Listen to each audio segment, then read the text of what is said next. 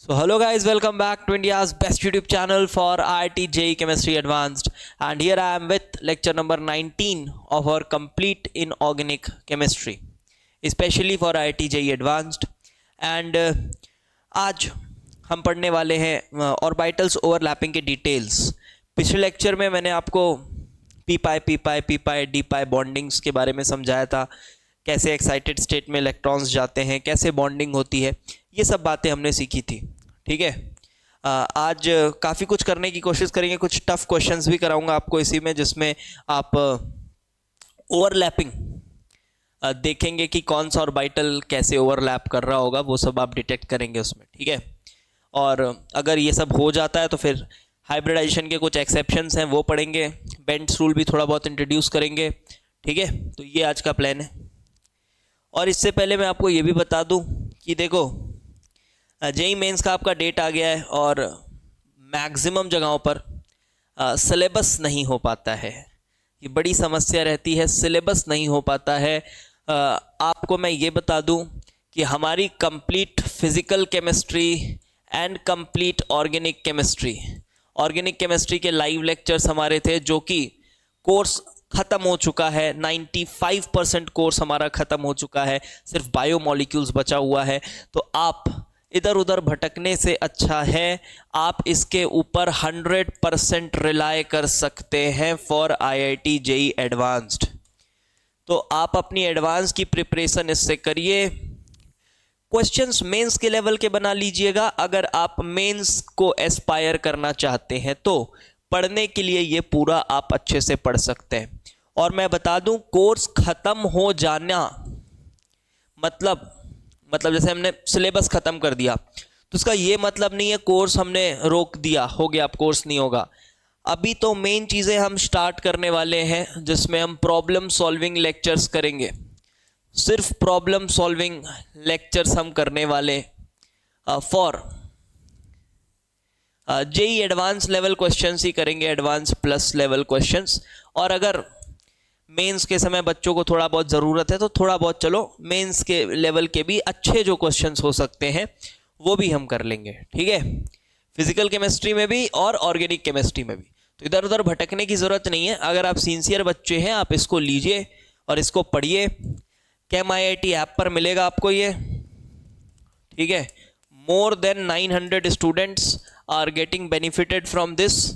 तो आप भी पीछे ना होइए और बिल्कुल इस पे ट्रस्ट करिए, पढ़िए, बहुत मज़ा आएगा आपको। ठीक है, एकदम जो टॉप बैचेस में इंडिया के मिल रहा होता है ना, उससे भी टॉप की चीज़ें आपको यहाँ दी जा रही और फुल डेडिकेशन के साथ। तो आपका और मेरा साथ इस बैच में कंप्लीटली रहेगा भाई, आपके जेईई एडवांस तक। ठीक है, जेईई एडवांस 2024 तक कंप्लीटली साथ रहेगा और भी बहुत अच्छे टॉपिक्स उसमें एडिशनल टॉपिक्स पढ़ाते रहेंगे। पहले कोर्स कराने वाली बात थी, तो हाँ, सिलेबस कंप्लीट करा दिया है, वो आप देख लीजिएगा।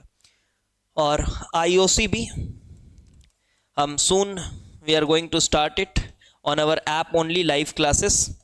जैसे हमारा ये पोर्शन ख़त्म होता है, तो ये पोर्शन जैसे हमारा ख़त्म होता है हम लाइव क्लासेस इसकी भी शुरू कर देंगे। ठीक है, तो चलो लेक्चर शुरू करते हैं आज का।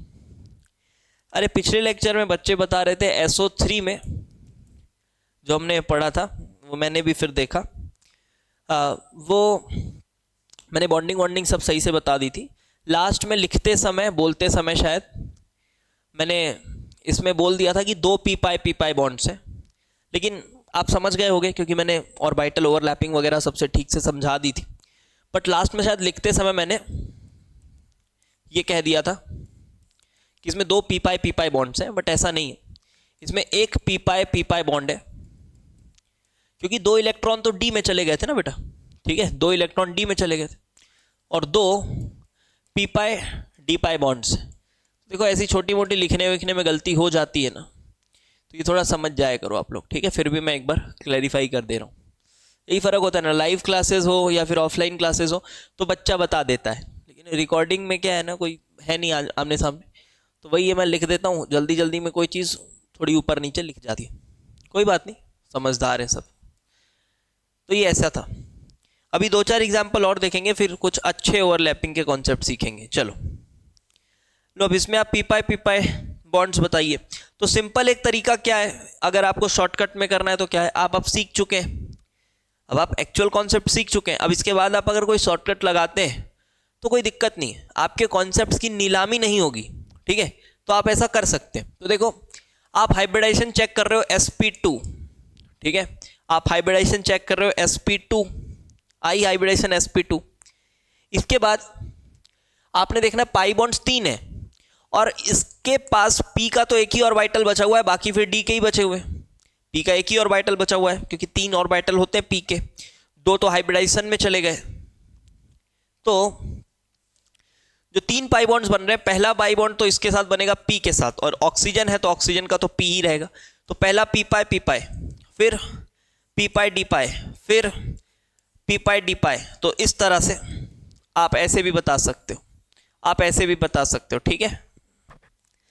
तो ऐसे भी बता सकते हो। चलो 2 4 6 एग्जाम्पल और इसके मैं फटाफट लिख देता हूँ। ये लो SO2Cl2 ले लो, इसमें आपको यही बॉन्ड्स बताने हैं, पी पाई डी पाई। POCl3 ले लो, SOCl2 ले लो, चौथा चलो XeOF4 ले लो, समथिंग लाइक दिस, और XeO3 ले लो, ठीक है। काफ़ी, ये 5 और कर लो, ये हो जाएगा, समझ तो आ ही गया वैसे अब। तो देखो जब आप बात करोगे SO2Cl2 की, आप सबसे पहले स्ट्रक्चर बनाना आता है ना, तो सब हो जाएगा भाई। स्ट्रक्चर बनाना आता है, S double bond O Cl and Cl, ऐसा बनेगा SO2Cl2, इसमें कोई डाउट नहीं। सल्फर हैविंग 6 वैलेंस इलेक्ट्रॉन, ऐसा स्ट्रक्चर बन गया। आफ्टर दिस आप अगर हाइब्रिडाइजेशन चेक करो तो sp3 है, दिख रही है sp3 हाइब्रिडाइजेशन, sp3 हाइब्रिडाइजेशन दिख गई।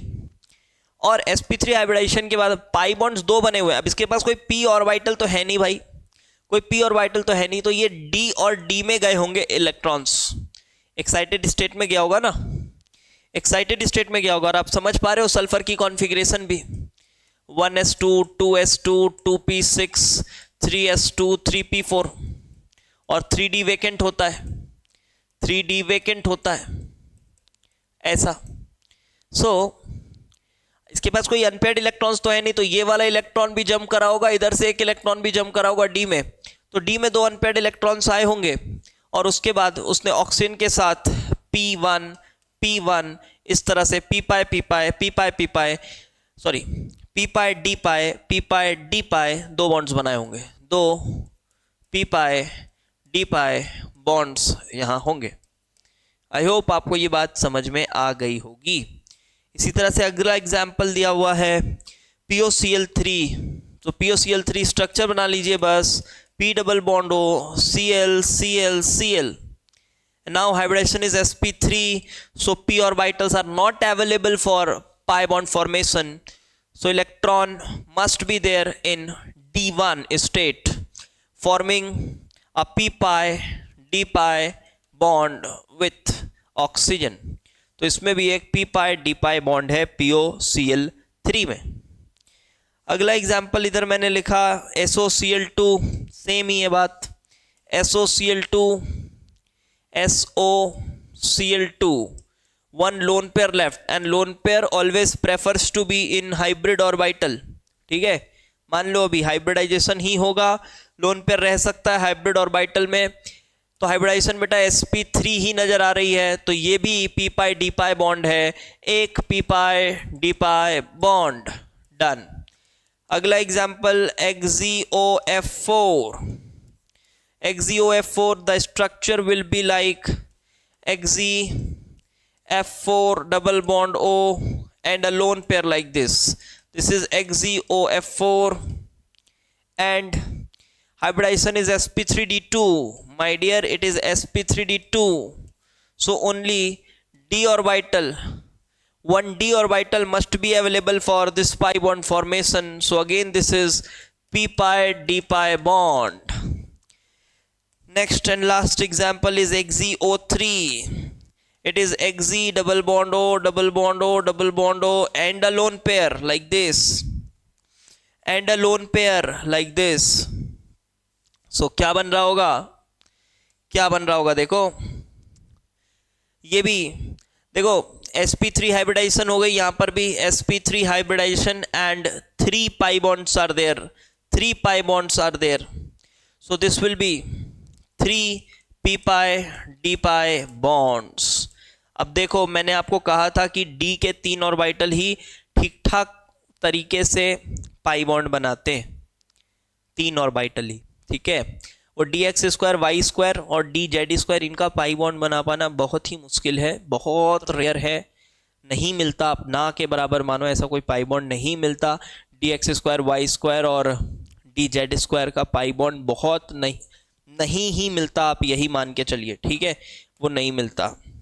इसीलिए देखो ये एक बॉन्ड बना रहा है, ये डी, ये एक बॉन्ड बना रहा है डी। अच्छा यहाँ पर देखो, अगर मैं बोलूँ सर क्या यहाँ पर मतलब 3 बॉन्ड नहीं बन सकते थे, देखो अब आपके मन में आ रहा होगा सर तो यहाँ पर 3 पाई बॉन्ड नहीं बन सकते थे क्या, क्योंकि 3 डी के ऑर्बिटल यूज हो गए, 3 डी के ऑर्बिटल यूज हो गए सर, तो अब तो फर्दर और पाई बॉन्ड नहीं बन सकते थे। नहीं, ऐसा नहीं है, आपको याद करवाया था ना मैंने भाई sp3d2 हाइब्रिडाइजेशन में, ये देखो ना कौन सा डी ऑर्बिटल यूज हुआ है, कौन सा होता था, याद किया आपने, d x square y square d z square, ऐसा होता है। तो अभी भी जो बाकी डी हैं ये भी पाई बॉन्ड बनाने के केपेबल हैं, ये भी पाई बॉन्ड बनाने के केपेबल हैं मेरे भाई, है, ठीक है। अब यहां पर sp3 है, sp3 है, 3 पाई बॉन्ड्स बन गए। लेकिन अब देखो यहां पर जब 3 p पाई d पाई बॉन्ड्स बन गए, 3 p पाई d पाई बॉन्ड्स बन गए हैं, तो क्या चौथा p पाई d पाई संभव होगा? नहीं हो पाएगा, बहुत मुश्किल है। इसीलिए XgO4 जैसी चीज आपको देखने को नहीं मिलती, इसीलिए XgO4 जैसी चीज आपको देखने को नहीं मिल पाती है। आई होप इतनी बातें आपको समझ आ गई होंगी, ठीक है। अब चलो बात करते हैं कुछ क्वेश्चंस की, ओवरलैपिंग और यही प्लेन व्लेन आइडेंटिफिकेशन करेंगे, बढ़िया कुछ क्वेश्चंस करेंगे। लिखो some questions on orbital concept. पहला क्वेश्चन ये है कि मैं एक मॉलिक्यूल आपको बनाकर यहां पर दे रहा हूं, NCH3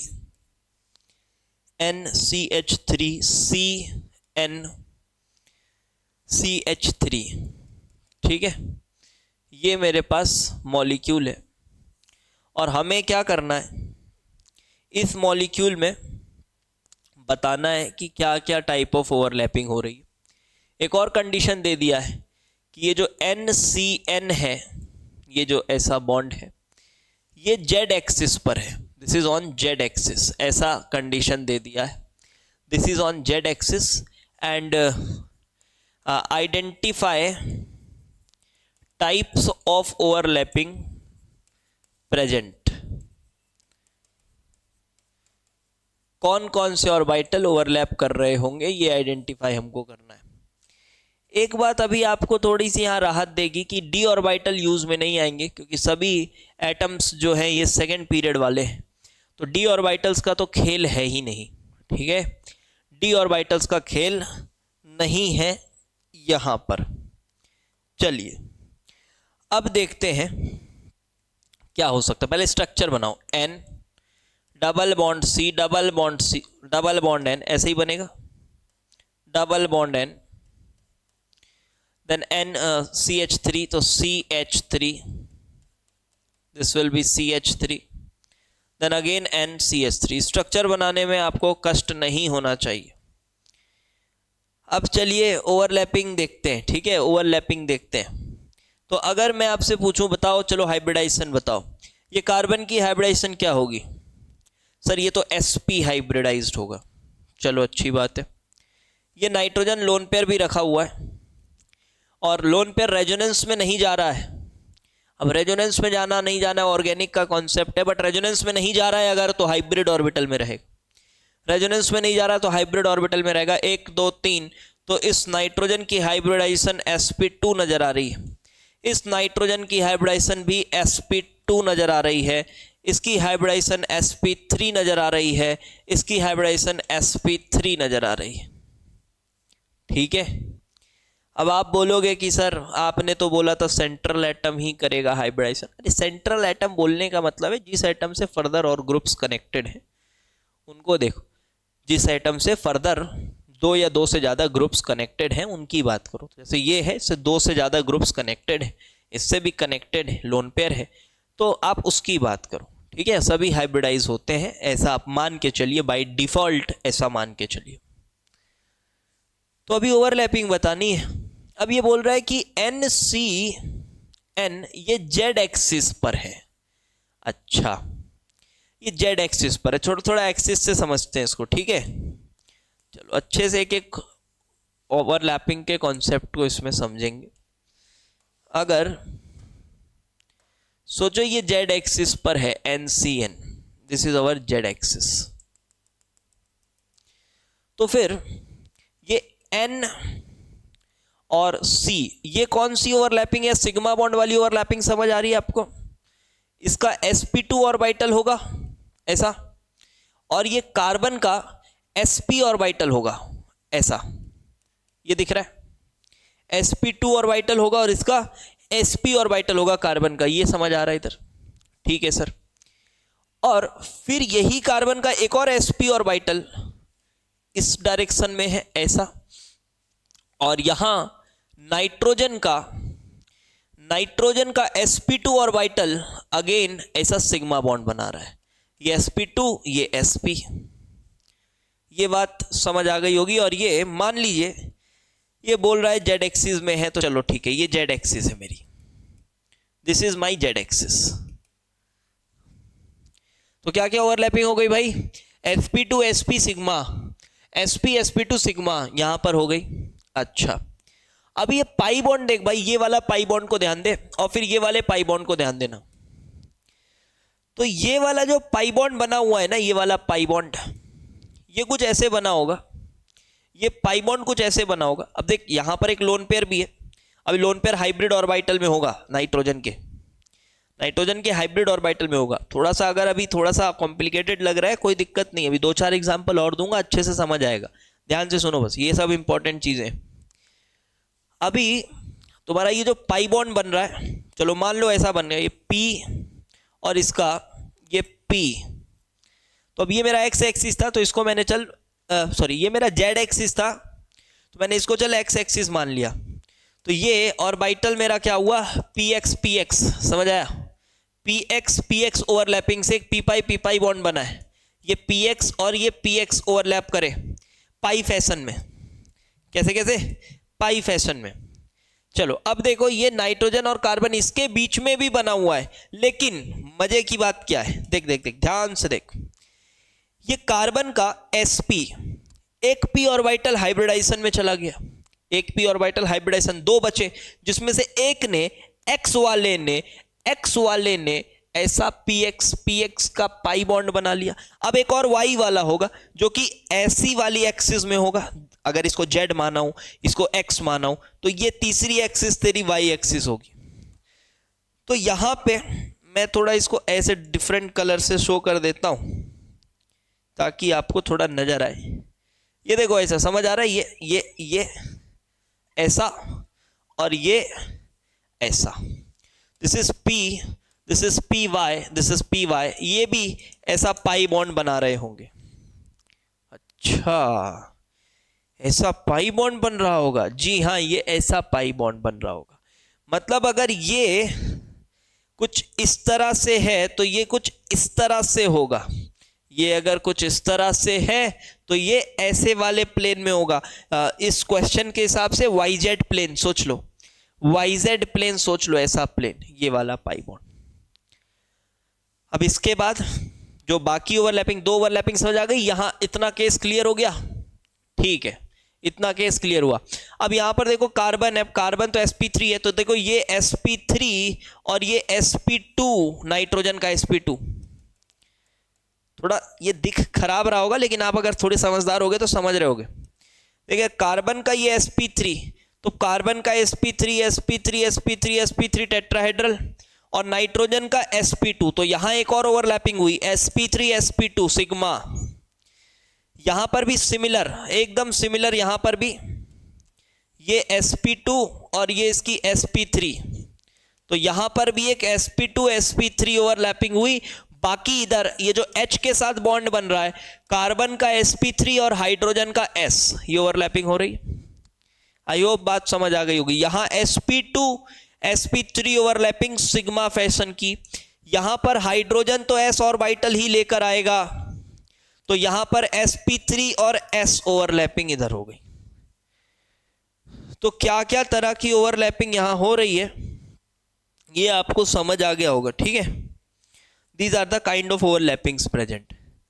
चलो अब दूसरा क्वेश्चन देखते हैं, दूसरा क्वेश्चन देखते हैं, सेकेंड क्वेश्चन। तो क्या क्या इधर हुआ आप लिख लीजिएगा, सब लिख दिया मैंने, आप ध्यान से लिख लीजिएगा, कुछ नहीं छूट रहा है, सब कुछ बता दिया। लोन पेयर हाइब्रिड ऑर्बिटल में अभी ध्यान से सुनना, अभी एक दो बहुत मजेदार चीजें बताएंगे आप। चलो दूसरा क्वेश्चन आपके साथ ये है कि एक मॉलिक्यूल दे रहा हूं मैं, आपको बताना है कि इसमें मैक्सिमम नंबर ऑफ एटम्स में लाए इन द सेम प्लेन, ठीक है। ये मॉलिक्यूल है PCH3 whole twice CF3 whole thrice. इसमें आपको बताना है maximum number of atoms, maximum number of atoms. देखना अभी आपसे मैं गलतियां कराऊंगा, देखना पक्का गलती करोगे, 100% बच्चे गलती करेंगे अभी, देखना इसमें नहीं, अभी थोड़ा सा ध्यान से देखो, अभी देखना सभी बच्चे गलती करेंगे, देखना। So maximum number of atoms that may lie in same plane, तो इसका आंसर क्या होगा? तो पहले तो हमें इसका स्ट्रक्चर बनाना होगा, पहले स्ट्रक्चर बनाना होगा PCH3 whole twice CF3 whole thrice. तो यहां पर फॉस्फोरस है, 5 कार्बन लगे हुए हैं उसके साथ, फिर कार्बन में चीजें लगी हुई हैं, तो कार्बन का भी कुछ हाइब्रिडाइजेशन होगा, ठीक है। तो ये ट्रायंगुलर बाइपिरामिडल ज्योमेट्री है, और ट्रायंगुलर बाइपिरामिडल में आप देखें तो, मैं इसको थोड़ा सा ठीक लिख देता हूं, क्वेश्चन को ऐसे लिख लो यार, ये इसको 2 कर लो, इसको 3 कर लो, ये 3 ये 2 कर लो, ठीक है। हाँ अब करो, एक ही बात होती है, उससे फर्क नहीं पड़ता ज़्यादा कुछ, बट ठीक है। तो CH3 whole thrice CF3 whole twice ऐसा है। तो अब आपको ये पता है according to the Bent's rule, according to the Bent's rule, अभी तक मैंने क्या बताया बेंड्स रूल में आपको, कि एक्सियल और इक्वेटोरियल 2 पोजीशंस हैं, और जो इलेक्ट्रोनेगेटिव स्पीशीज है वो प्रेफर करती है एक्सियल पोजीशन को लेना, यही कंक्लूजन था जी हाँ। तो बनाइए, तो आप बनाएंगे PCF3 CF, एक F आगे एक F पीछे, ऐसा होगा। फिर इसी तरह से यहां भी C, एक F प्लेन पर, ये जो मैं ऐसा लाइन बना रहा हूं ये इसी प्लेन पर है, ये अपने ये बोर्ड के प्लेन पर, फिर एक ऐसा आगे और एक ऐसा पीछे CF3, बाकी CH3 है, यहाँ CH3, यहाँ CH3, यहाँ CH3। ये समझ पा रहे हो आप, ये कैसा है, ये इसी ऐसा सोया हुआ है ना, ये पीछे, ये ऐसा आगे, ऐसा, मतलब ये वाले प्लेन पर, ये वाले प्लेन पर, ये CH3, तो CH एक आगे एक पीछे, इस तरह से यहां भी बना लो, H लगा हुआ। फिर ये C, एक H ऐसा, एक H ऊपर, ऐसा कुछ इधर H, फिर C, एक H ऐसा, एक H पीछे, एक H ऐसा, ऐसा कुछ बना लो आप यहाँ पर, ठीक है। So this is the structure, and now if you observe properly and if you know tetrahedral geometry that how it actually looks like, तो आपको ये बात थोड़ी सी समझ आ जाएगी कि maximum number of atoms that may lie in the same plane, तो ये वाले प्लेन की बात हो रही होगी, समझ पा रहे हैं आप, ये प्लेन की बात हो रही होगी, दिस प्लेन, इसी प्लेन में सबसे ज्यादा नंबर ऑफ एटम्स आपको नजर आ रहे होंगे, ये वाला प्लेन, ऐसा वाला जो ट्रायंगुलर बाइपिरामिडल बनाते थे ना, ऐसा नॉर्मल, ये ऐसा नीचे, फिर यहाँ ऐसा, ऐसा और ऐसा, तो ये वाली प्लेन की मैं बात कर रहा हूं, ये प्लेन की मैं बात कर रहा हूं, इस प्लेन की। तो अब देखो इसमें आपका ये कार्बन आ रहा है, ये फॉस्फोरस आ रहा है, ये कार्बन आ रहा है, ये कार्बन आ रहा है, ये तो एकदम फॉर श्योर आ रहे हैं, इतने तो एकदम फॉर श्योर आपको दिख रहे होंगे। फिर आप एक बात और समझिए, ये जो हाइड्रोजन होते हैं ना, ये 3 हाइड्रोजन, टेट्राहेड्रल आपको बताया था मैंने। टेट्राहेड्रल कैसा बताया था? 2 चीजें सेम प्लेन पर, वो जो कार्बन से लगे हुए 4 बॉन्ड्स होते हैं, तो 2 बॉन्ड सेम प्लेन पर होते हैं और बाकी 2 बॉन्ड्स आगे पीछे होते हैं, ऐसे ही था टेट्राहेड्रल। तो अगर ये वाला कार्बन जो है टेट्राहेड्रल ज्योमेट्री रखा हुआ है, तो 2 बॉन्ड सेम प्लेन पर, तो ये वाला बॉन्ड इसी प्लेन पर, और इन तीनों में से कोई एक हाइड्रोजन इस प्लेन पर होगा, एक आगे होगा एक पीछे होगा। समझ आ गई बात? 2 बॉन्ड सेम प्लेन, तो एक बॉन्ड ये सेम प्लेन, बाकी एक हाइड्रोजन आगे एक हाइड्रोजन पीछे होगा। ये दोनों इस वाले प्लेन पे जिसको मैंने लाइन किया है, उस प्लेन पर ये दोनों हाइड्रोजन्स नहीं आ रहे होंगे, इनमें से कोई एक हाइड्रोजन आ रहा होगा, इनमें से कोई एक हाइड्रोजन आ रहा होगा, ये आया। इसी तरह से यहां पर भी कोई एक हाइड्रोजन ही इस प्लेन पर आ रहा होगा, यहां पर भी कोई एक हाइड्रोजन इस प्लेन पर आ रहा होगा। तो देखा जाए तो कार्बन आ रही है। तो मैं इसको आपको बना के भी दिखा देता हूं एक बार, तो समझिए P this answer is gonna be 7। यहां पर गलती नहीं हुई होगी, अगर आप थोड़ा सा स्मार्टली करोगे ना, यहां पे गलती नहीं हुई होगी। मैं अभी बताता हूं आपको कहां गलती कराऊंगा मैं आपसे, बस थोड़ा सा सब्र रखिए। अभी मैं आपसे गलती कराता हूं, देखिएगा। पहले इसको मैं आपको एक बार दिखा भी दूं तो आपको थोड़ी तसल्ली हो जाए, क्योंकि कुछ बच्चे इमेजिन थोड़ा सा लेट से कर पाते हैं। तो ये मुझे पहले से बना के रख लेना चाहिए था, बट कोई नहीं, 1 मिनट तो आप दे ही सकते हैं मुझे। चलो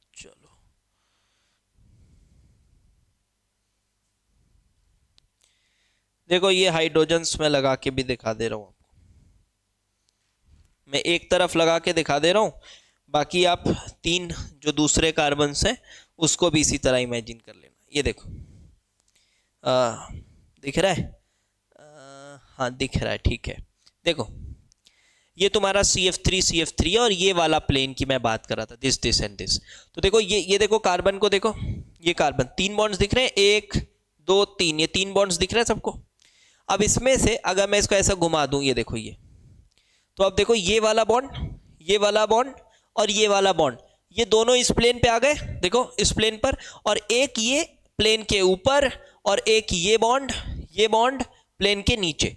तो ऐसा कुछ आपके पास यहां बन के मिल रहा है। So this is the structure, how it looks like, ऐसा दिख रहा है, ठीक है। एक आगे की तरफ, आप कैसे भी घुमा सकते हो, ऐसे घुमा लो, लेकिन हमेशा आप कोई 2 बॉन्ड्स को ही सेम प्लेन पर रख पाओगे, कोई 2 बॉन्ड्स को ही सेम प्लेन पर रख पाओगे। हो गया? चलो अब अगला क्वेश्चन कराते हैं, ठीक है। अगला क्वेश्चन लिखे, यहां पर भी सेम क्वेश्चन है, आपको यही बताना है। Maximum number of atoms on the same plane, और मॉलिक्यूल मेरा इस तरह का है, CH3 whole twice, double bond S, F2CH3 whole twice. ये same question, maximum number of atoms on one plane. चलो पॉज करो और वीडियो को और सॉल्व करो इसको पहले आप, ठीक है, फिर मैं आपको समझाता हूं।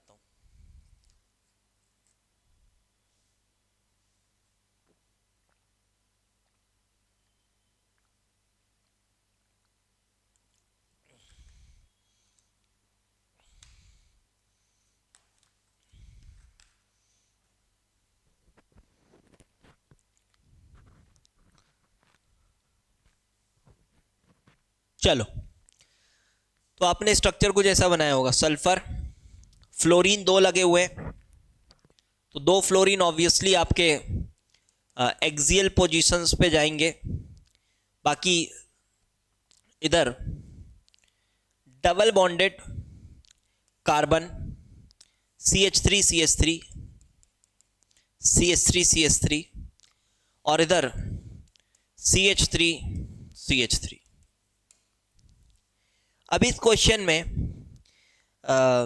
बहुत सारे बच्चों ने गलती की होगी, बहुत सारे बच्चों ने, ठीक है, झूठ मत बोलना आप, बहुत सारे बच्चों ने गलती की होगी, बहुत सारे बच्चों का आंसर इसमें 10 आ रहा होगा, 10 आ रहा होगा। कैसे? तो ट्रायंगुलर बाइपिरामिडल दिख रहा है सल्फर के अराउंड, तो बच्चे कुछ ऐसा सोच लेते हैं, कुछ ऐसा सोच लेते हैं CH3 ये सबको ऐसा प्लेन में मान लेते हैं ऐसा। तो बच्चे जो 10 आंसर आता है ना उनका ऐसे आता है, ये सबको ऐसा सेम प्लेन में, सर ये भी तो प्लेनर है, sp2 है सर, sp2 है तो सर प्लेनर है, ऐसा ही मान लेते हैं। sp2 है तो प्लेनर है, तो प्लेनर है तो सर फिर तो ये देखो 2 इधर से हो गए, एक कार्बन और एक हाइड्रोजन, इधर भी 2 हो गए, फिर ये तो हो ही गया 3, और मतलब ये 2 2 4 और एक 5, फिर ये 6, ये 7 8, ये 9 10, तो मैक्सिमम आंसर बच्चों का इसमें 10 आ जाता है, और जो कि एक गलत आंसर है। ठीक है, अब हम समझते हैं कि ये गलत आंसर कैसे है, क्यों गलत आंसर है। ओके चलो, तो 10 अगर आया है तो गलत आंसर है, और करेक्ट आंसर क्या है वो देखते हैं अभी। इससे पहले मैं थोड़ी बहुत बातें आपको बताना चाहता हूँ। देखो, एक नॉर्मल सा इथीन का मॉलिक्यूल लेता हूँ मैं, पहले नॉर्मल सा मैं आपको इथीन का मॉलिक्यूल लेता हूँ, बड़े ध्यान से समझना बात को भाई, बहुत काम की बात है, बहुत काम की बात है। तो एक नॉर्मल इथीन का मॉलिक्यूल अगर मैं लेता हूँ और मैं ये कहता हूँ कि इसमें जो पाई बॉन्ड है, ये जो पाई बॉन्ड है, पाई बॉन्ड, ये ठीक है, एक पाई बॉन्ड यहाँ पर बना हुआ है, पी पाई बॉन्ड बना हुआ है, और ये sp2 कार्बन है, sp2 मतलब प्लेनर हो गए, ये प्लेनर हो गया। तो क्या आपको ये बात पता है कि sp2 ऑर्बिटल, ये जो sp2 ऑर्बिटल्स होंगे ये सब एक ही प्लेन पर होंगे, ये कोई एक प्लेन होगा जिसपे sp2 ऑर्बिटल्स होंगे। This will be a plane on which sp2 orbitals will be there. So plane of sp2 orbitals, ये ऐसा होता है, कोई प्लेन होगा, आप अगर उसको ये बोर्ड का प्लेन ही सोचना चाहते हैं तो सोच लीजिए। तो ये जो भी प्लेन होगा ना बेटा, ये जो पाई बॉन्ड बन रहा होगा, ये जो पाई बॉन्ड बन रहा होगा जिस भी p ऑर्बिटल से बन रहा होगा, वो p ऑर्बिटल, ध्यान से सुनना, वो p ऑर्बिटल इस प्लेन के परपेंडिकुलर होते हैं, वो इस प्लेन के परपेंडिकुलर होते हैं। ये कोई नई बात नहीं बता रहा हूं, बट गहरी बात बता रहा हूं। इतना बच्चे देखते नहीं, उनको ऐसे ही लगता है हाँ ठीक है यार हो गया। क्या मतलब हुआ सर, अभी भी नहीं समझ आया? अरे सुन मेरी भाई बात सुन, मतलब अगर तुमने ये ऐसे प्लेन में रखा है ना, ये बोर्ड के प्लेन में अगर तुमने ये sp2 ऑर्बिटल्स को रखा है, sp2 ऑर्बिटल्स को देखो, अगर ये बोर्ड के प्लेन में रखा है तो जो पाई बॉन्ड बन रहा होगा ये कुछ ऐसा p और ऐसा p, ये लोग पाई बॉन्ड बना रहे होंगे। ऐसा ही होता है, ऐसा ही होता है। इसका मतलब अगर जब तुम इसको ऐसे लिखोगे, देखो ये आगे की तरफ h, ये पीछे की तरफ h, ये आगे की तरफ h, ये पीछे की तरफ h, ये पीछे की तरफ h, ये आगे की तरफ h, मतलब ये ऐसा सोया हुआ प्लेन, इसको जो भी प्लेन बोल लो, अगर आप इसको ऐसा बोल रहे हो, इसको x बोल रहे हो, इसको y बोल रहे हो, इसको z बोल रहे हो, तो ये xz प्लेन, इस सिस्टम के हिसाब से ये xz प्लेन देख लो।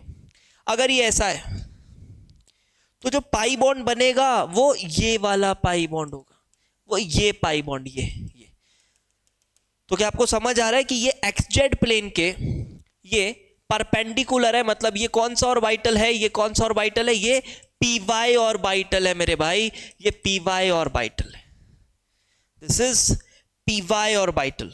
अगर ये xz प्लेन है तो, अगर ये xz प्लेन है तो ये ऐसा होता है, ये ऐसा होता है। Got it? ठीक है सर, अच्छी बात है, मैं इसको आपको इसमें ही दिखा देता हूं एक बार। ये देखो, ये एक नॉर्मल एल्कीन का मॉलिक्यूल है, ये नॉर्मल एक इथीन है, ऐसा देखिए। तो मैं क्या बोल रहा हूं, देखो अगर आप ये जो 4 हाइड्रोजन्स है, अगर आप इस प्लेन पे इमेजिन कर रहे हो, तो जो पाई बॉन्ड बना है ना, इसका p ऑर्बिटल ऐसा, ऐसा और ऐसा होगा, और ये आपस में ऐसे ओवरलैप करेंगे, ऐसे, ठीक है, ऐसे। और यही आप अगर ऐसे इमेजिन कर रहे हो, ये जो मैंने यहां पर बनाया, तो p ऑर्बिटल यहां और यहां होगा, ये ऐसे ओवरलैप करेंगे। तो जिस प्लेन में sp2 ऑर्बिटल्स रहते हैं प्लेनर, जिस प्लेन में sp2 ऑर्बिटल होते हैं प्लेनर, p ऑर्बिटल या पाई बॉन्ड जो बन रहा है वो उसके परपेंडिकुलर प्लेन पे होता है। ठीक है, समझ आ गई बात? अब आओ इस पे, अब आओ बैक टू दिस क्वेश्चन, बहुत काम की बात है। अब अगर मैं आपको इसका एक्चुअल फीलिंग दूं इस मॉलिक्यूल का, तो ये कुछ ऐसा दिखना चाहिए, सल्फर। अब देखो सल्फर तो बेटा होता है आपका ऐसा ऑक्टाहेड्रल काइंड ऑफ, ऐसे भी सोच सकते हो आप, ऐसा ऑक्टाहेड्रल काइंड ऑफ होता है। अब ये लोग ऐसा पाई बॉन्ड बना रहे हैं, ठीक है, ये लोग पाई बॉन्ड बना रहे हैं, ये पाई बॉन्ड बना, अच्छा। तो क्या आपको समझ आ रहा है कि ये CH3 तो ठीक है, चलो CH3 ठीक है, इधर F और F लगा हुआ है, ये भी ठीक है। बट अब ये जो पाई बॉन्ड है, ये कौन से, किस तरह का पाई बॉन्ड बना है? देखो, अगर ये पीछे है, ये आगे है, ये पीछे है, ये आगे है, तो क्या आपको समझ आ रहा है ये वाला जो पाई बॉन्ड बना है, ये वाला जो पाई बॉन्ड बना है, ये कुछ ऐसे ऑर्बिटल के ओवरलैपिंग से बना है, ऐसा, ये ऐसे ऑर्बिटल के ओवरलैपिंग से बना है, समझ आ रही बात? ये कुछ ऐसे, फिर इसी कार्टेशियन कोऑर्डिनेट से मैं बता रहा, x, ये y, ये z। तो आपको समझ आ रहा है कि ये वाला जो पाई बॉन्ड बना है, ये कहीं ना कहीं ये pz ऑर्बिटल्स के ओवरलैपिंग से बना है। देखो pz, या फिर अब यहां पर p नहीं होगा तो d वाला होगा, dxz मान लो, dxz मान लो, ठीक है, ऐसा वाला।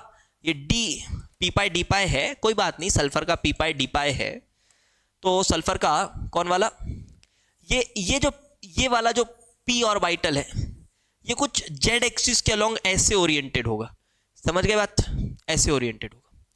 अब यहां कार्बन है, अब अगर ये ऐसे ओरिएंटेड है तो मेरे भाई यहां जो तेरे हाइड्रोजन लगे हुए हैं वो भी इसी प्लेन पे थोड़े न होंगे, समझ मेरी बात को। अब ये p ऑर्बिटल तेरा pz पर है, ये तेरा इस प्लेन पर है, तो तेरे अब जो ये sp2 ऑर्बिटल्स हैं, ये वाले sp2 ऑर्बिटल्स, ये तो इस प्लेन के परपेंडिकुलर प्लेन पर होंगे। मतलब ये तुमको जो नजर आ रहा है, ये पीछे ये आगे, चलो ठीक है, ये पीछे ये आगे, ये नजर आ रहा है, लेकिन अभी ये कार्बन के साथ जो दो बॉन्ड्स है ना, ये बोर्ड वाली प्लेन पर है। सोचो, ये बोर्ड वाली प्लेन पर होंगे, ये बोर्ड वाली प्लेन पर होंगे, CH3। अच्छा क्वेश्चन है, अच्छे मास्टरों से भी गलती हो जाएगी इसमें। ये बोर्ड वाले प्लेन पर होगा अगर ये pz ऑर्बिटल है और ये सल्फर का d ऑर्बिटल होगा, मोस्ट प्रोबेबली, चलो मैं dxz मान ले रहा हूं, ठीक है, dxz मान ले रहा हूं, वही मान लूं। अगर वो मेरा कार्टेशियन सिस्टम है तो ऐसा सोया हुआ ना, ऐसा सोया हुआ बीच में, तो xz प्लेन में, हाँ dxz हो गया, ये dxz हो गया, ये, और ये pz हो गया, ये pz हो गया, और ये ऐसे उठा हुआ है मेरे भाई, समझो बात को। ये अगर ऐसा था तो ये ऐसा है, यस, ये मिथाइल और ये मिथाइल सेम प्लेन पर नहीं है, ये सेम प्लेन पर नहीं है। ये अगर ऐसे प्लेन पर है तो ये तुम्हारा ऐसे प्लेन पर है, यस। अगर उस सिस्टम के हिसाब से बताऊं तो ये तुम्हारा XY प्लेन है और ये जो है ये तुम्हारा XZ प्लेन पर है। वाओ, अब मैं आपको स्ट्रक्चर से भी दिखा देता हूं, ये ऐसा होगा। ये देखो, सल्फर, ये वाला मिथाइल पीछे की तरफ, ये वाला मिथाइल आगे की तरफ, ये वाला मिथाइल आगे की तरफ, एंड ये वाला कार्बन, मान लिया ये कार्बन इसी प्लेन पर है, लेकिन देखो ये ऊपर है और ये इधर है, क्योंकि ये ऐसा है तो पाई बॉन्ड ऐसा बन रहा है ना, पाई बॉन्ड ऐसा बन रहा है, this is how pi bond is formed. तो ये ऐसा, ये ऐसा, इस तरह से रखना पड़ता है। जी हाँ, तो अगर आपका जो प्लेन था, जो आप प्लेन सोच रहे थे, उसमें तो बस एक एटम आ रहा है इधर, हाँ मान लिया 2 एटम इधर से, 2 एटम इधर से और 1 एटम इधर से, तो आपके प्लेन में एक्चुअली 10 एटम नहीं आ रहे, आपके प्लेन में 2, 2 4 5 और 1 6, मानता हूं 6 एटम आपके प्लेन पे, जो आप प्लेन मान रहे थे उसमें 6 एटम आएगा। ये देखो ऐसा, ये 1 हाइड्रोजन 2 3 4 5 और ये कार्बन 6, ये 6 एटम आएंगे। लेकिन अब मेरे प्लेन को देखो, ये है मेरा प्लेन, ये वाला प्लेन जिसमें F, अरे हम तो सोचे ही नहीं थे F आएगा कभी, F sulphur, carbon carbon carbon और कार्बन पे हाइड्रोजन हाइड्रोजन, ये वाला प्लेन। समझ आ रही बात? ये वाला प्लेन दिख रहा है, ये वाला प्लेन। सोचो, थोड़ा ध्यान से सोचो। ये सब सवाल जेईई एडवांस में आने चाहिए, ऑल्दो इतने डिटेल सवाल अभी तक पूछे नहीं गए हैं, बट उम्मीद है पूछी जाएगी। हमको पढ़ना तो ऐसे ही पढ़ेगा। अच्छा, तो प्लेन कौन सा समझ आ गया? चलो मैं फिर से ड्रॉ कर देता हूं आपके लिए। कौन सा प्लेन? ये था सल्फर, ये था सल्फर, ये फ्लोरीन, ये फ्लोरीन, ये पीछे की तरफ CH3, ये आगे की तरफ CH3, ये double bond planar carbon, but अब ये ऐसा CH, हाँ एक H आगे होगा एक H पीछे होगा, ये इसी प्लेन पर CH, हाँ एक H आगे होगा एक H पीछे होगा। क्या ये फ्लोरीन फ्लोरीन कार्बन कार्बन ये एक ही प्लेन पे आ रहे हैं? ऑब्वियसली, ये बीच से काट प्लेन ऐसा, ये प्लेन देख ऐसा, देख देख देख, ये प्लेन है, ये प्लेन, ये वाला प्लेन है, ये बीच से कट रहा है। मैंने मॉडल में आपको अच्छे से दिखाया था, ये ऐसे कट रहा होगा, समझो। ये इस प्लेन के, ये ऐसा प्लेन है, ये इस प्लेन के पीछे होगा, ये इस प्लेन के आगे होगा, इसके बीच से ये ऐसा काटे थे, दिखा दिया था अभी आपको, देख लीजिएगा फिर से। तो कितने एटम आ रहे हैं? एक एटम इधर से, एक हाइड्रोजन भी आएगा तो 2 एटम इधर, एक एटम इधर, 2 एटम इधर, एक एटम इधर, सल्फर भी आ जाएगा, जी हाँ सल्फर भी आ जाएगा। 2 2 4 5 6 7, कोई एटम छूट तो नहीं रहा ना? सल्फर आ गया, दोनों फ्लोरीन आ गए, सल्फर आ गया दोनों, यार एक सल्फर आ गया, ठीक है। अच्छा ये कार्बन इधर आएगा, ये बीच में ये भी कार्बन आएगा। तो कितने हो गए? 2 2 4 5 6 7 8, 8 हुए ना? Yes. So correct answer for this question was 8। So 8 was the correct answer. I hope आपको बात समझ आई होगी। थोड़ा अभी ओवरलैपिंग का जो आइडिया है वो इन 3 क्वेश्चंस के साथ आपको क्लियर हुआ होगा, ठीक है। अब आगे बढ़ते हैं, थोड़ा आगे बढ़ते हैं और बात कर लेते हैं थोड़ी एक्सेप्शंस ऑफ हाइब्रिडाइजेशन में, थोड़े एक्सेप्शंस की बात कर लेते हैं, ठीक है। एक्सेप्शंस ऑफ हाइब्रिडाइजेशन, इसके पीछे थोड़ी बहुत मैथमेटिक्स भी छुपी हुई है। अभी उन मैथमेटिक्स की डिस्कशन नहीं करेंगे, मैं सिर्फ अभी आपको एक्सेप्शंस बताऊंगा हाइब्रिडाइजेशन के। तो जैसा कि आपको याद होगा, मैंने पाउलिंग की स्टोरी आपको बताई थी, तो मैंने बताया था आपको कि वो PH3 मॉलिक्यूल,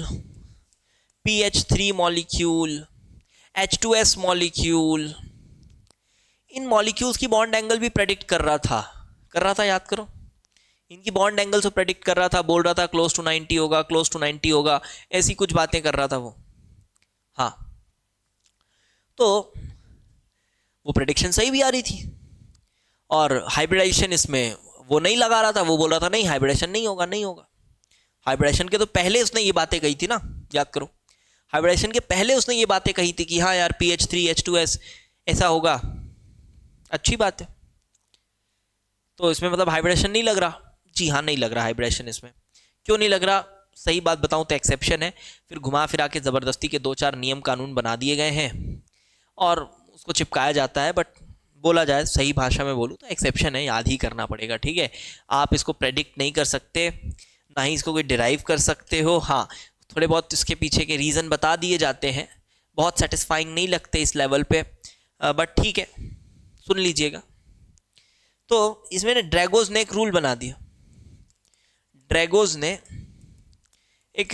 दिया, क्या बोल दिया सुन लो, मैं डिक्टेट कर रहा हूं, आप लिख लीजिए। इसने बोला, लिखो, it states that if central atom is in 3rd रो और below in the periodic table, the lone pair will occupy, central atom क्या बोला मैंने, 3rd पीरियड और बिलो, ठीक है। The lone pair will occupy A stereochemically inactive s orbital, yes, stereochemically inactive, ये word आपको शायद मैंने पहले भी बताया है। स्टीरियोकेमिकली इनएक्टिव एस ऑर्बिटल वो ऑक्यूपाई करेगा कौन? लोन पेयर, मतलब वो एस ऑर्बिटल में रहने की कोशिश करेगा, ठीक है। And bonding will be through P orbitals, bonding P orbitals के थ्रू होगा। And bond angle will be nearly 90 degree, लेकिन एक कंडीशन है, इफ इलेक्ट्रोनेगेटिविटी, ऐसा एक कंडीशन बता दिया इसने, if electronegativity of surrounding atom is less than 2.5, less than और इक्वल टू 2.5, अगर इससे कम इलेक्ट्रोनेगेटिविटी, अच्छा ये वैल्यू कहां से आई? ये पाउलिंग स्केल से ही आई है, ठीक है। पाउलिंग के ही स्केल का यूज करते हुए पाउलिंग का सपोर्ट किया इसने। लोगों ने फिर पूछा, क्योंकि भाई हाइब्रिडाइजेशन तुमने बोला होती है बट ये PH3H2S में तो नहीं हो रही थी, तो फिर ये ड्रैगोज ने ऐसा एक नियम बना दिया कि देखो भाई इलेक्ट्रोनेगेटिविटी सराउंडिंग एटम की अगर इससे कम हो तो जो हाइब्रिडाइजेशन है वो नहीं होगी, हाइब्रिडाइजेशन नहीं होगी, ठीक है बस। अरे सर ये कैसे, तो हम ऐसे क्या चेक करते रहेंगे क्या सर सबकी इलेक्ट्रोनेगेटिविटी? नहीं यार, गिन के 8-10 मॉलिक्यूल्स हैं, लिख के बता दे रहे हैं आपको, उसको देख लीजिएगा, ठीक है। इसमें फिर एक और तर्क दिया जाता है कि, सुन लेना बस, बहुत खास इंपॉर्टेंट नहीं, कि एक मैथमेटिकल पर्सपेक्टिव भी है इसका, वही बता दूंगा मैं। बॉन्ड एंगल से एस कैरेक्टर पी कैरेक्टर जज करते हैं, वही बता दूंगा, सुन लेना। अभी मैं बेसिक्स बोलते बोलते पूरे एडवांस सेक्शन की बातें मैं इन्हीं लेक्चर्स में कर दे रहा हूँ, कोई बात नहीं, जो थोड़ा बहुत बच जाएगा उसको केमिकल बॉन्डिंग लाइव क्लासेस में कर लेंगे, ऑल्दो मोस्टली सब यहीं हो जा रहा है, ठीक है। क्योंकि मेरे को लगता है यार वो क्यों छोड़ूँ, वो भी बता दूँ वो भी बता दूँ, ऐसा लगता है, ठीक है। तो चलो सुनो, इसमें ऐसा भी बोलते हैं कि हाइब्रिडाइजेशन में जो एनर्जी लगती है, हाइब्रिडेशन करते वक्त एक एनर्जी कंज्यूमिंग प्रोसेस है, हाइब्रिडेशन होना एक एनर्जी कंज्यूमिंग प्रोसेस है, लेकिन जब हाइब्रिड ऑर्बिटल्स बॉन्ड बनाएंगे तो उससे काफ़ी एनर्जी रिलीज होती है, तो वही अल्टीमेटली एनर्जी एक्सोथर्मिक हो जाती है टोटल, समझ रहे हो? मतलब हाइब्रिडेशन होना एक एनर्जी कंज्यूमिंग प्रोसेस है, बट अल्टीमेटली जब हाइब्रिड ऑर्बिटल्स बॉन्ड बनाएंगे तो उससे एनर्जी रिलीज होती, तो वो जो एनर्जी रिलीज है वो एनर्जी कंज्यूम्ड से ज्यादा होगी, तब हाइब्रिडाइजेशन होता है, ठीक है, तब हाइब्रिडाइजेशन होता है। लेकिन फिर एक और तर्क दे दिया गया कि यार ये जो मॉलिक्यूल्स है ना, जहां पर ड्रैगोज रूल लगता है, जहां हाइब्रिडाइजेशन नहीं होता, वहां ऐसा होता है कि हाइब्रिडाइजेशन के वक्त जो एनर्जी कंज्यूम हो रही है वो ज्यादा होती, और हाइब्रिड ऑर्बिटल्स जब ओवरलैप करके बॉन्ड बनाते हैं तो जो एनर्जी रिलीज हो रही है वो एनर्जी रिलीज थोड़ी कम है, वो एनर्जी रिलीज थोड़ी कम है, ऐसी बात भी कही जाती है, ठीक। सर इसमें वो तो बता दो, कुछ मॉलिक्यूल्स तो बता दो। हाँ, ये बस आपको थर्ड पीरियड के नीचे की बात हो रही है। देखो उसने रूल ही इस तरह से बनाया है कि यही एक्सेप्शंस कवर हो जाए, तो बहुत प्यारा नहीं लगेगा रूल, सेटिस्फाइंग भी नहीं लगेगा, ठीक है, डाइजेस्ट कर लो। थर्ड पीरियड फॉस्फोरस से नीचे आ जाओ, आर्सेनिक, एंटीमनी, इसकी बात कर लो, और इधर आ जाओ आप, हाइड्रोजन में भी आ जाओ, इधर H2S, सल्फर, सेल्यूरियम, टेल्यूरियम, इन मॉलिक्यूल्स के हाइड्राइड्स जो होंगे, PH3, ASH3, SBH3, फिर H2S, H2SE, H2T, yes, these are the molecules not undergoing hybridization। ये जो है इस कंडीशन को सेटिस्फाई करते हैं, इस कंडीशन को सेटिस्फाई करते हैं, ठीक है। This satisfies the condition where electronegativity of the side atom hydrogen, because hydrogen is the one which is very less electronegative and makes covalent bonds। covalent bonds बनाने वाला कम इलेक्ट्रोनेगेटिव एटम तो hydrogen ही है। बाकी फिर मेटल्स होते हैं इससे कम electronegative वाले, इससे कम इलेक्ट्रोनेगेटिव वाले मेटल्स होते हैं, और मेटल्स को आप नहीं देखोगे कोवेलेंट बॉन्ड बनाता हुआ, वो कोवेलेंट बॉन्ड बनाते भी हैं तो काफ़ी आयनिक कैरेक्टर होती है उनमें। अभी हम आगे पढ़ेंगे, आयनिक कैरेक्टर, कोवेलेंट कैरेक्टर, ये बातें हम आगे करेंगे। बट तो ये है स्पीशीज नॉट अंडरगोइंग हाइब्रिडाइजेशन, मतलब बिना हाइब्रिडाइजेशन के बॉन्ड बना दो। इसमें एक डेटा भी दिया हुआ है कि ये जो PH3 का मॉलिक्यूल है ना, कहीं डेटा था, एक बार मैं चेक करता हूं। हाँ, ये जो in case of phosphorus the energy required for hybridisation, they are saying the energy required for hybridization is 600 kilojoule per mole. This is the energy required for hybridization and which is not compensated by the energy released during the bond formation using hybrid orbitals. मतलब 600 kilojoule की energy लग गई during hybridisation, but जब bond बनेगा PH3 वाला तो वो उतनी ज्यादा एनर्जी रिलीज नहीं होगी, मान लीजिए ऐसा। ठीक है, अब वो आपको एनर्जी की वैल्यूज थोड़ी ना पता होंगी, ना ही कोई प्रेडिक्ट कर सकता है। तो हाँ, ये हमने देख लिया। उसके बाद फिर इन कैलकुलेशंस को किया गया तो देखा गया हाँ यार ठीक है, सच में ऐसा हो रहा है। ऐसा नहीं कि कोई भी नंबर चिपकाया जा रहा है आपको, ये वेल कैलकुलेटेड, अच्छे से निकाले गए नंबर से, ऐसा नहीं कोई भी नंबर चिपका दिया जा रहा है, नहीं। ठीक है, तो स्पीशीज नॉट अंडरगोइंग हाइब्रिडाइजेशन, और इनका तो इनकी बॉन्डिंग में देखो यहां पर क्या लिखा हुआ है, stereo chemically inactive S orbital. क्या बताया था मैंने, एस ऑर्बिटल में होगा इलेक्ट्रॉन लोन पेयर, और वो स्टीरियो केमिकली इनएक्टिव है। स्टीरियो केमिकली इनएक्टिव मतलब वो जो शेप है मॉलिक्यूल का उसको बहुत ज्यादा प्रभावित नहीं करेगा, it will not affect the ultimate geometry और shape of the molecule, like in case of XgF6। वो सब केसेस मैंने आपको पढ़ाया था, डिस्टॉर्टेड ऑक्टाहेड्रल, एंड उसके बाद कुछ केसेस मैंने आपको पढ़ाए थे जहां पर इलेक्ट्रॉन पेयर होने के बाद भी वो रेगुलर ऑक्टाहेड्रल था, क्योंकि वो लोन पेयर ज्योमेट्री को इफेक्ट नहीं कर रहा था, बट वो XgF6 के केस में कर रहा था। ज्यादा नहीं बात, XgF6 के केस में कर रहा था, वहां डिस्टॉर्ट कर रहा था।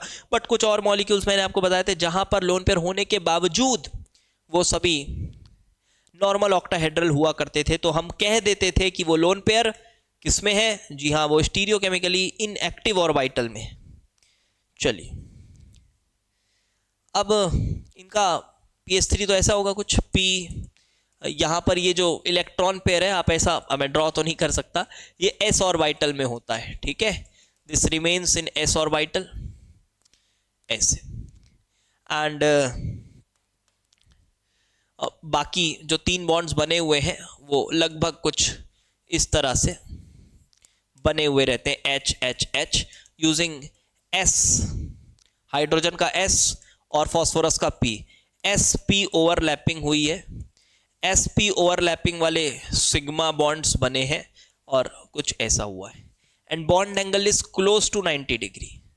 Bond angle is close to 90 degree. In case of PH3 it is actually 93.8 degrees.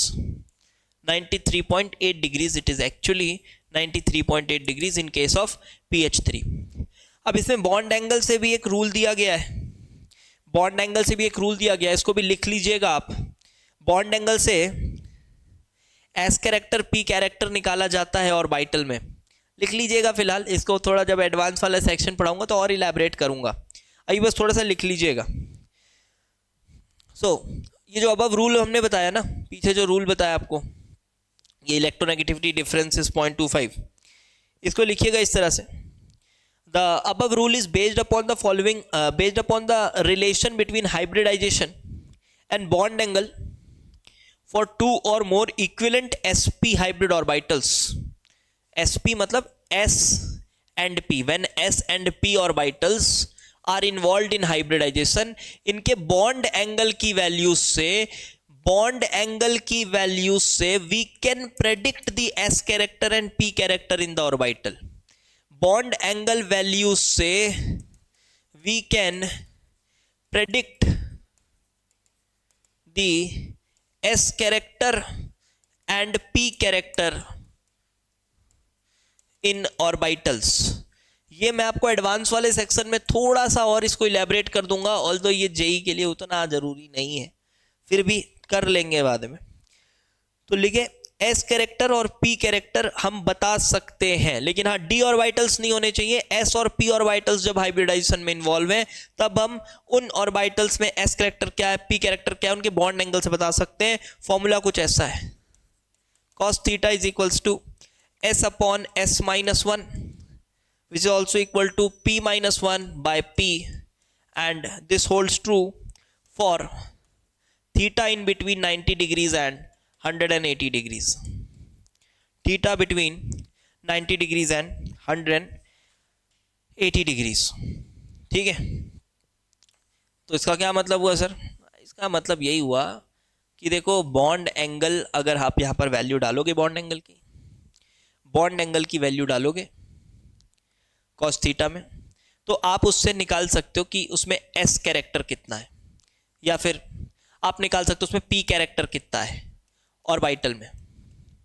ठीक है, ऑर्बिटल में p कैरेक्टर कितना है, लेकिन हाँ वो इक्विवेलेंट ऑर्बिटल्स होने चाहिए। इक्विवेलेंट ऑर्बिटल्स क्या होते हैं? इक्विवेलेंट ऑर्बिटल्स याद करो, आपको बताया था कि अगर लोन पेयर आ जाता है, तो वो हाइब्रिड ऑर्बिटल थोड़ा अलग हो जाता है। आगे डिटेल करेंगे भाई इसकी, बस अभी इतनी बात कर रहा हूं मैं, अभी बस इतनी बात कर रहा हूं। जैसे यहां पर अगर मान लो ये हाइब्रिडाइज होते भी, अगर होते हाइब्रिडाइज, तो ये वाला ऑर्बिटल, ये वाला ऑर्बिटल और ये वाला ऑर्बिटल इक्विवेलेंट कहलाते। समझ पा रहे हो?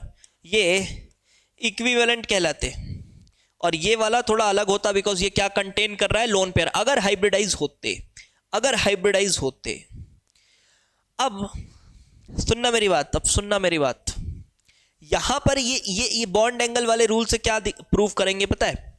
कि हम ये देखेंगे कि ये हाइब्रिडाइज अगर हो रहा होता, अगर ये हाइब्रिडाइज हो भी रहा होता, तो इसमें एस कैरेक्टर बहुत कम है, ऐसा प्रूफ करेंगे।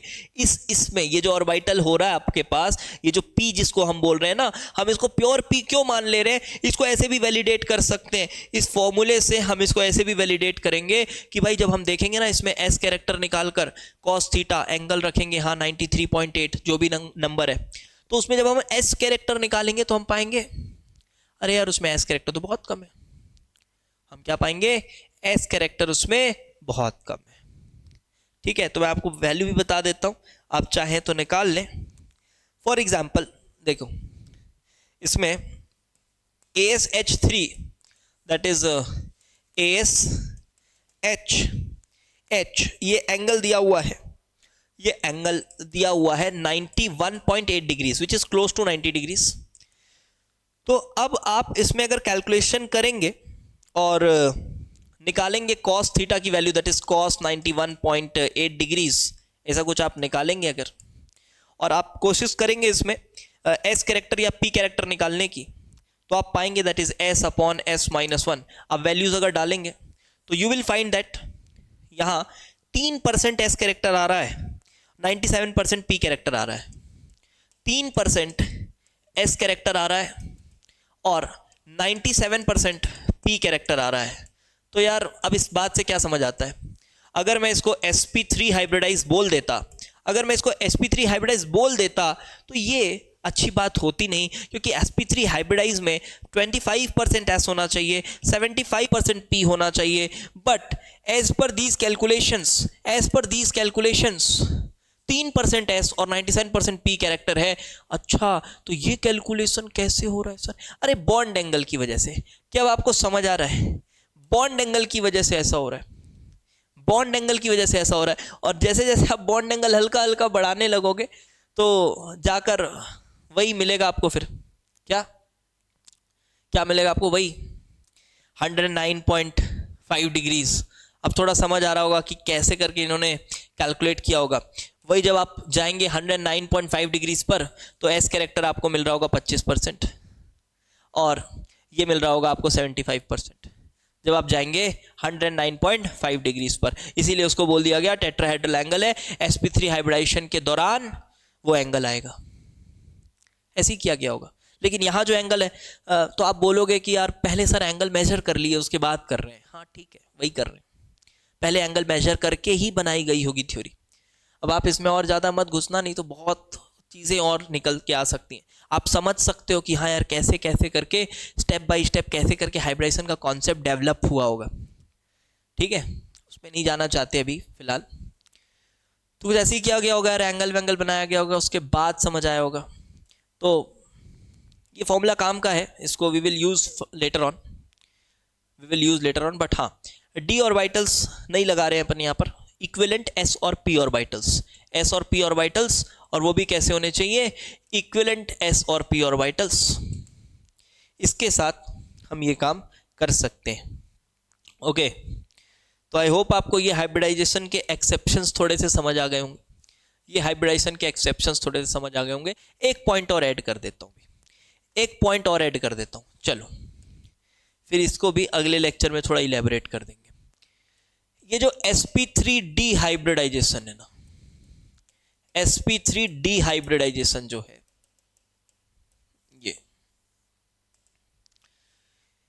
ये हाइब्रिडाइजेशन में जो पांचों डी के ऑर्बिटल्स हैं, इनमें भी कोई बहुत खास इक्वालिटी होती नहीं है। इसीलिए एक्सियल बॉन्ड्स, इक्वेटोरियल बॉन्ड्स अलग अलग तरह से आ रहे थे। मैं इनको मैथमेटिकली भी प्रूव करके आपको एडवांस वाले सेक्शन में दिखाऊंगा। अभी आप फिलहाल बस ये ध्यान रखिए, ये जो sp3d हाइब्रिडाइजेशन जो थी, जिसमें एक्सियल बॉन्ड्स लंबे आ रहे थे, इक्वेटोरियल बॉन्ड्स छोटे आ रहे थे, इसको कैन बी स्टडीड एज, इसको इस तरह से पढ़ना ज़्यादा अच्छा होता है, sp2 प्लस pd। यस, ये क्या बात कर रहे हो सर? जी हाँ, इसको sp2 प्लस pd करके पढ़ोगे तो ज़्यादा फायदे में रहोगे। sp2 प्लस pd ऐसे आपको पढ़ना है। क्यों सर? देखो अब यहां पर मैं आपको स्टेट कर देता हूं इसी में बेंड्स रूल। बहुत सारी बातें हो जा रही हैं सर, कोई बात नहीं, छोटी मोटी बातें। देखो तो बेंड्स रूल अभी स्टेट कर देता हूं, लिखिएगा। Bent's rule states that more electronegative atom prefers to stay in the orbital having less s character. Yes, जो मोर इलेक्ट्रोनेगेटिव एटम है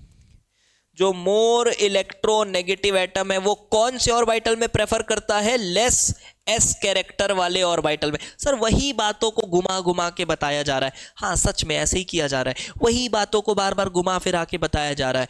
फिलहाल आप इसको डाइजेस्ट करिए। देखिए तो मोर electronegative atom prefers less s character वाला ऑर्बिटल, एंड लोन पेयर किसको प्रेफर करता है? Lone pair prefers orbitals with more S character, इसके पीछे जो लॉजिक थोड़ा बहुत हो सकता है वो एडवांस वाले सेक्शन में दे देंगे, अभी बस इसको आप ऐसे ही समझिए।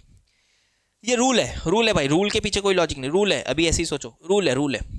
अच्छा, more electronegative element less s character वाले में रहता है और लोन पेयर प्रेफर करता है मोर एस कैरेक्टर वाले ऑर्बिटल्स को। तो मैंने यहां पर आपके लिए क्या कहा? मैंने कहा कि जो sp3d है इसको आपने sp2 प्लस pd करके सोचना है। मतलब ये जो 3 दिख रहा था ना, ये sp2 है, ये प्लेनर, ऐसे पढ़ना है इसको। हाँ सर ये तो गलत हो गया सर, ये तो रूल वॉयलेट हो गया हाइब्रिडाइजेशन का, ऐसे थोड़ी ना टूटता है। हाँ बोल सकते हैं, this is kind of exception of hybridization, this is also kind of exception of hybridization, बोल सकते हैं, बिल्कुल बोल सकते हैं, this is exception of hybridization, but ऐसे ही पढ़ना है। मतलब इसमें ये जो 3 ऑर्बिटल है, इसमें कैलकुलेशन से पाया गया है कि ये sp2 टाइप बिहेवियर शो कर रहे हैं। मतलब हर एक ऑर्बिटल में s कैरेक्टर 33.3% है और p कैरेक्टर 66.7% है, जो भी, ये कुछ ऐसा है। और इसमें पाया गया, कैलकुलेशन से इसमें पाया गया कि इसमें s कैरेक्टर 0% है, s कैरेक्टर क्लोज टू 0% है। ये ऑर्बिटल p और d कैरेक्टर ही रखा हुआ है, इसके कैलकुलेशन हमको नहीं करने अभी, ये p और d कैरेक्टर रखा हुआ है। और याद करो, मैंने शुरुआत में जब मैं इसके पीछे का लॉजिक आपको थोड़ा बहुत बताऊंगा ना, तो आपको थोड़ी सी एक सेंस ऑफ सेटिस्फैक्शन आएगी कि हाँ यार ठीक ठीक से तो मैच हो रही है, बातें कनेक्ट हो रही हैं, बट अभी बहुत कनेक्ट करना जरूरी नहीं है, छोटी मोटी बातें हैं, याद रख लो, ज़्यादा फायदे में रहोगे। तो देखो भाई क्या बोला, पी डी कैरेक्टर और यहाँ पर एस कैरेक्टर 0% है। आप याद करो, मैंने आपको बताया था कि एस और वाइटल एस कैरेक्टर आएगा तो it will be thicker and bulkier, and p and d character there is thinner and longer. ऐसा पढ़ा था कुछ हमने, thinner and longer, and for that reason if you have p and d character, this is thinner and longer, this is thinner and longer, this is also thinner and longer like this, and therefore we say that these bonds are of larger bond lengths। तो larger bond lengths वाली बात भी यहां से समझ आ रही है, larger bond length वाली बात भी यहां से समझ में आ रही है, क्योंकि PD कैरेक्टर होता है। और ये बेंड का रूल देखो, बेंड का रूल कह रहा है कि more electronegative less s character में जाना चाहता है, तो लेस एस कैरेक्टर, इससे कम क्या एस कैरेक्टर मिलेगा, इसीलिए मोर इलेक्ट्रोनेगेटिव हम कहां लगा रहे थे, एक्सियल में लगा रहे थे। उस समय मैंने बोला था, बस उसको पॉइंट याद रखो, आगे बताऊंगा। तो एक्सियल में लगा रहे थे।